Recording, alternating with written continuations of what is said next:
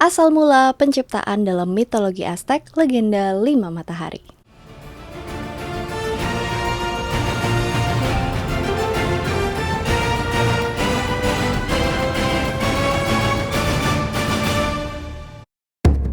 Mitologi Aztec sebenarnya adalah kumpulan dari mitos peradaban suku Aztec di Meksiko Tengah. Suku Aztec tuh kelompok yang berbahasa Nahuatl yang tinggal di Meksiko Tengah, dan sebagian besar mitologi mereka mirip sama budaya Mesoamerika lainnya.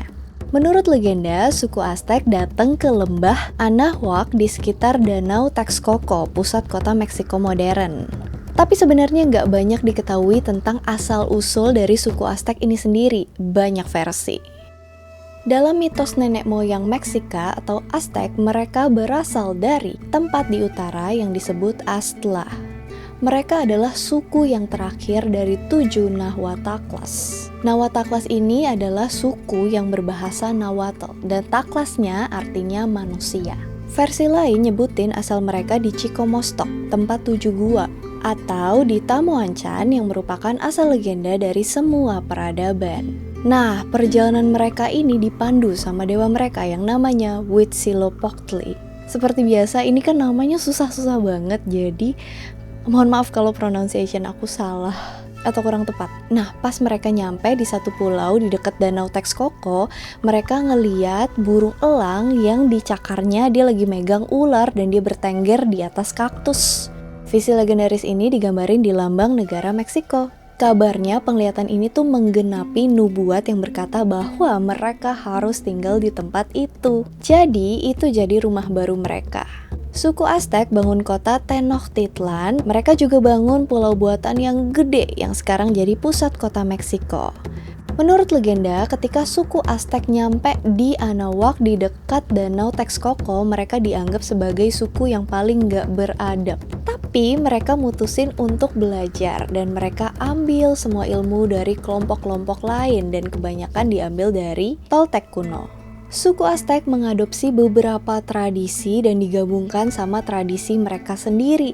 Maka dari itu mereka punya banyak mitos penciptaan. Salah satunya adalah yang bakal aku bahas hari ini, yaitu kisah 5 matahari yang menjadi awal dari mitos penciptaan, yang gambarin 4 zaman sebelum dunia kita sekarang ini.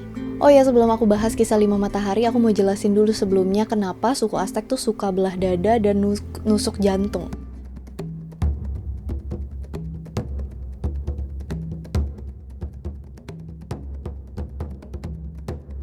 Diceritain kalau Coatlicue, Dewi Bumi, adalah ibu dari 400 orang selatan atau Senzon-Huitznahua dan Koyo. Apaan tuh? Nggak tahu. Aku tulis aja deh. Dia nemuin bola berisi bulu dan ditaruh di ikat pinggangnya. Kemudian dia hamil sama Huitzilopochtli. Anak-anaknya yang lain curiga, loh kok ada anak baru nih, dari siapa bapaknya? Dan kemudian mereka memutuskan untuk membunuh ibunya sendiri. Anak-anak zaman old. Dia pun ngelahirin di gunung Coatepec sambil dikejar sama anak-anaknya. Tapi Huitzilopochtli yang baru aja lahir bisa ngalahin saudara-saudaranya dan jadi bintang di langit. Dia juga bunuh saudara tirinya dengan cara ngerobek jantungnya pakai ular biru dan lempar badannya ke bawah gunung. Jadi katanya ini menginspirasi suku Aztec buat ngerobek jantung selama pengorbanan manusia dan buang jasadnya ke sisi kuil Huitzilopochtli yang ngegambarin matahari yang ngusir bintang-bintang saat fajar. Oke, sekarang kita masuk ke kisah 5 matahari atau mitos penciptaan.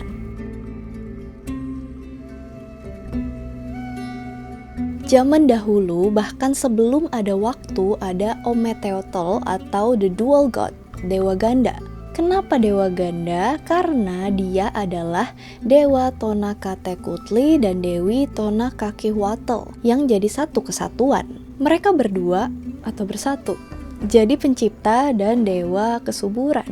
Tonacatecutli dan Tonacacihuatl punya 4 anak. Yang pertama adalah si Petotek, the Flayed God, dewa kehidupan, kematian, kelahiran, kembali, dewa musim dan segala sesuatu yang tumbuh di bumi. Selanjutnya adalah Tezcatlipoca, Smoking Mirror, dewa bumi, Quetzalcoatl, dewa udara, Huitzilopochtli, Hummingbird of the South, God of War, dewa perang, Para dewa ini tinggal di surga ke-13. Dari antara anak-anak yang lain, yang paling kuat adalah Tezcatlipoca. Bersama-sama mereka mutusin buat nyiptain dunia berikut dengan orang-orang buat tinggal di dunia itu.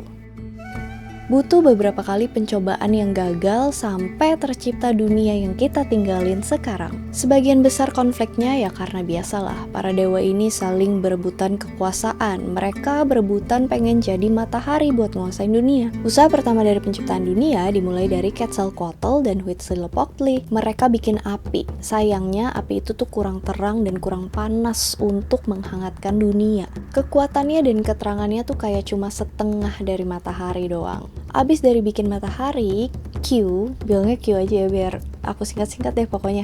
Si Q sama si Wits nyiptain pria dan wanita. Yang cewek dikasih nama Oxomoco, yang cowok Sipaktonal. Terus udah dikasih kerjaan lah mereka.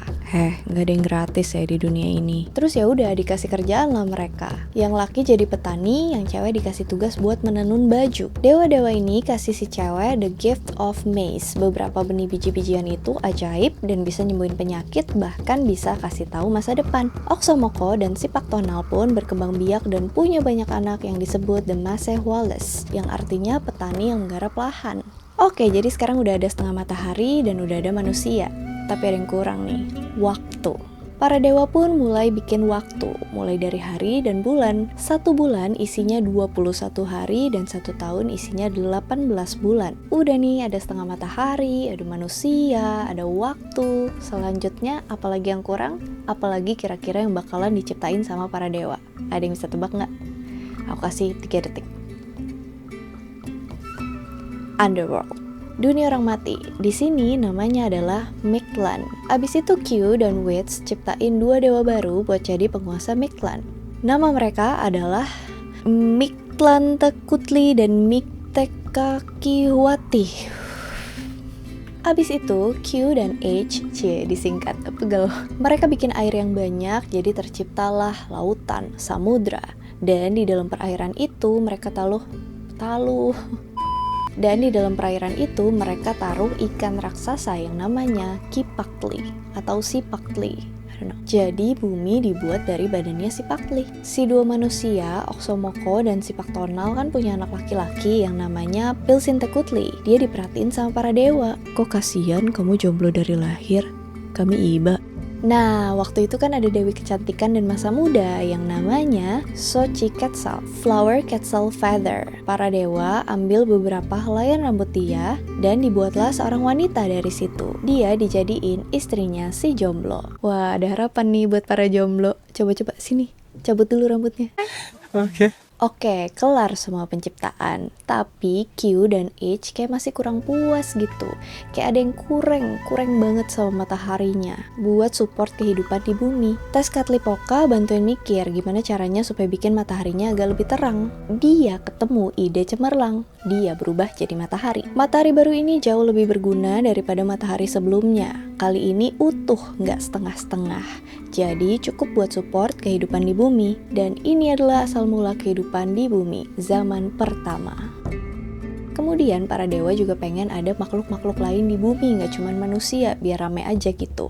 Mereka ciptain raksasa. Ras raksasa ini nggak makan manusia kok. Mereka makan kacang pinus. Namanya raksasa kan udah pasti super mega jumbo size.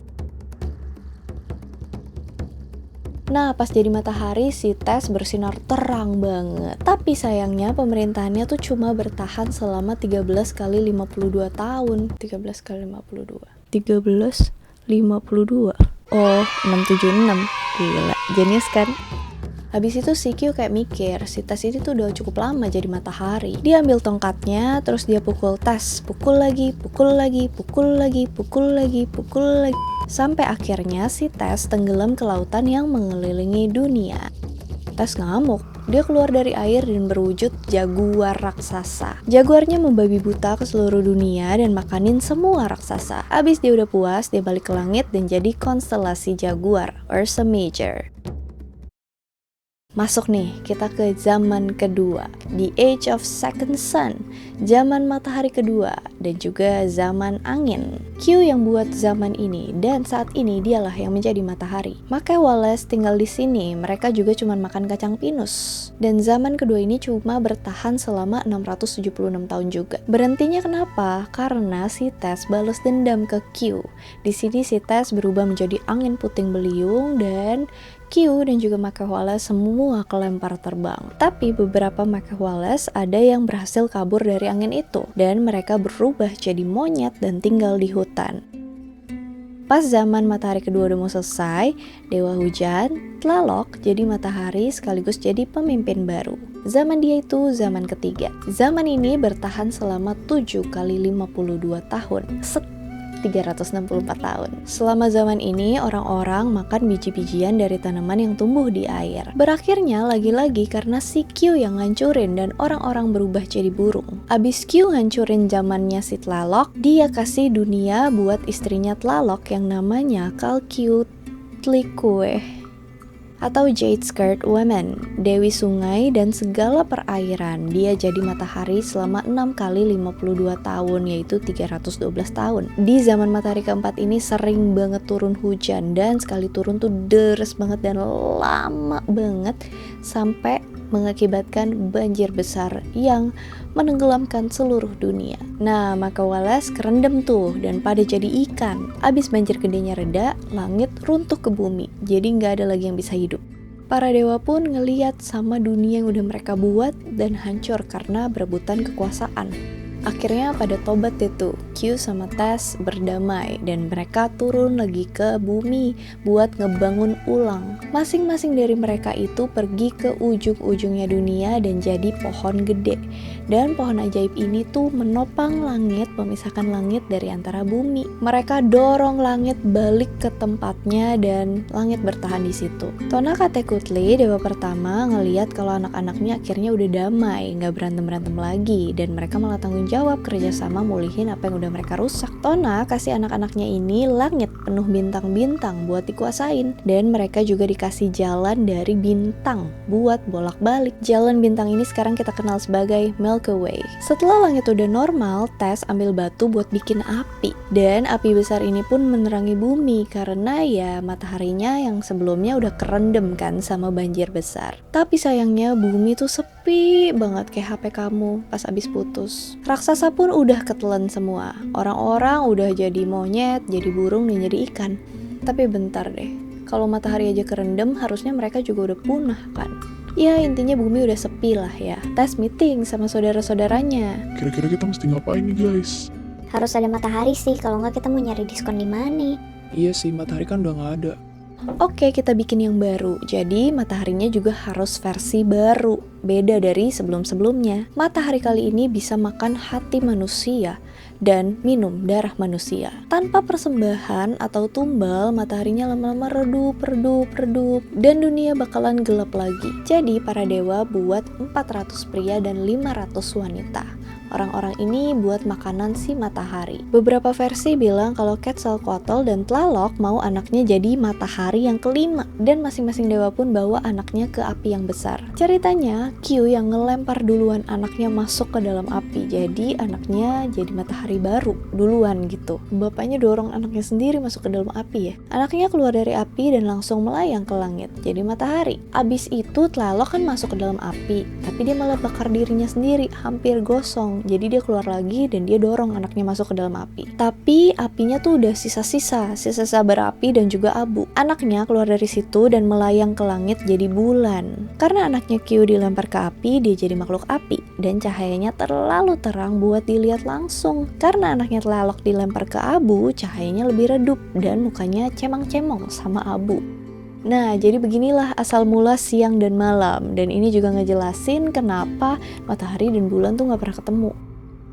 Tapi ada versi lain nih yang nyebutin kalau dewa Nanawatsin, dewa ini dewa sakit, dia ngorbanin dirinya sendiri buat jadi matahari. Ceritanya begini, para dewa ngumpul di kota Teotihuacan buat meetingin matahari baru abis banjir besar. Ternyata syaratnya ya tadi, salah satu dari mereka harus lompat ke dalam api baru bisa terbit ke langit sebagai matahari. Nanawatsin, dewa penyakit yang namanya artinya penuh rasa sakit, dia pengen jadi matahari baru. Gue mau dong, meskipun badan gue penuh penyakit dan kulit gue kusta, tapi bisa kali. Dewa lain pada ketawain dia, mereka mencemooh, bilang dia gak bakal berani lah, udah biarin aja dewa lain yang lebih normal dan sehat buat masuk jadi matahari. Abis itu Tekusis-Tekatl maju, dia dewa yang paling kaya, bajunya semua emas. Dia bilang mendingan dia deh daripada dewa yang penyakitan. Para dewa setuju, dan mereka bikin api gede buat ritual itu. Terus Tekusis-Tekatl dan Nanawatsin puasa dan siapin persembahan buat menyucikan diri mereka supaya mereka berkualitas buat jadi matahari baru. Tekusis kasih persembahan barang-barang mewah, permata, bulu quetzal, dan bola-bola emas. Sementara persembahannya Nanawatsin cuma alang-alang dan duri kaktus maguey. Pas waktunya tiba, Tekusis dan para dewa lain ngumpul di sekitar api. Sang dewa kaya dandan pakai baju termahalnya. Dia maju ke dalam kobaran api yang panas banget. Tapi sayangnya effortnya nggak full. Di menit-menit terakhir dia nyerah dan keluar dari api. Pas dia mau nyoba lagi, dia begitu lagi. Nyoba lagi, begitu lagi. Dia nggak cukup berani ternyata. Para dewa yang lihat kejadian itu malu karena ya dia cuma ngomong gede ternyata. Tiba-tiba Nanawatsin masuk ke dalam api. Dia pakai baju yang terbuat dari kertas. Beda sama Tekusis-Tekatl, Nanawatsin berani banget masuk ke dalam api. Ke bagian yang paling panasnya lagi. Rambut dan bajunya kebakar semuanya. Kulitnya juga terbakar sampai retak-retak gitu, dipenuhin api. Tekusis ngeliat Nanawatsin kayak gitu malu dan dia coba maju lagi, masuk ke dalam api. Ternyata seekor burung dan jaguar ngeliatin proses persembahan itu. Mereka lihat keberanian tuh orang berdua. Jadi elang sama jaguar ikutan masuk ke dalam api. Katanya karena ini burung elang sayapnya hitam dan jaguar juga banyak bintik hitam. Dan ini juga kenapa di suku Aztec ada prajurit elang dan jaguar. Di sisi lain para dewa pada mantau yang di dalam api bakalan jadi apa prok. Perlahan-lahan ada cahaya yang menyinari dunia. Para dewa pun celinguk-celinguk cari sumber cahayanya. Nanawatsin muncul dari timur dan menyinari dunia dengan cahayanya. Pengorbanannya bikin dia dari dewa yang low level, yang penyakitan, sampai jadi penguasa, jadi matahari baru. Sang matahari baru diberi nama Olintonatiu, yang arti namanya adalah pergerakan matahari. Tekusis-Tekatl juga berubah atas pengorbanannya. Abis Nanawatsin terbit, Tekusis juga terbit sebagai matahari. Karena mataharinya ada dua, jadi terlalu terang buat dunia. Karena terlalu terang, orang-orang jadi gak bisa ngeliat apa-apa dong.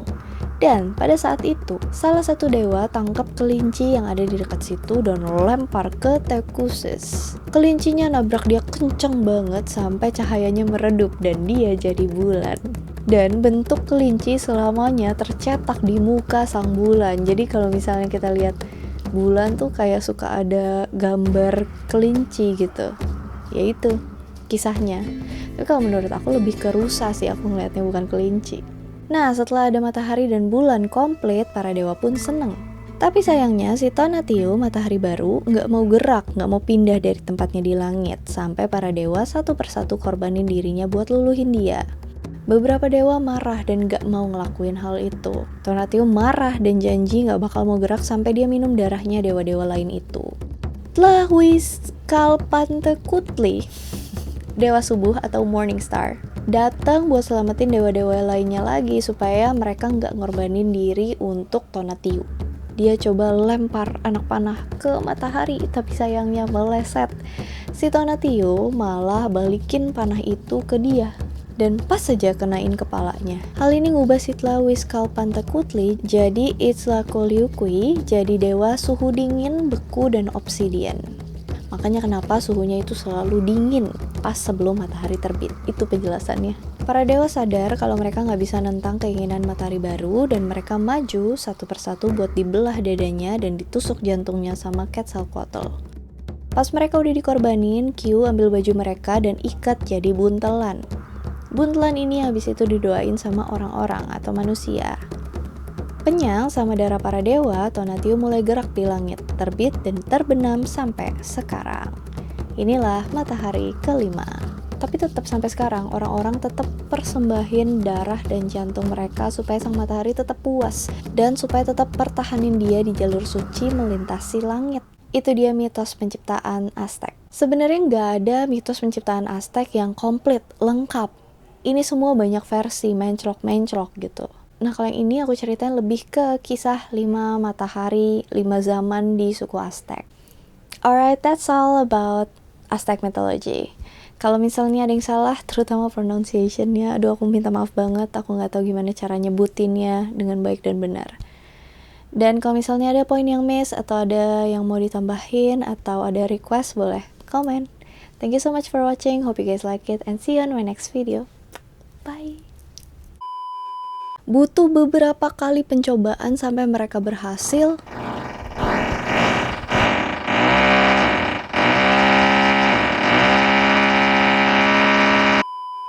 Xochiquetzal di Meksiko Tengah. Shit. Sipactli. Anawak. Kuatliku.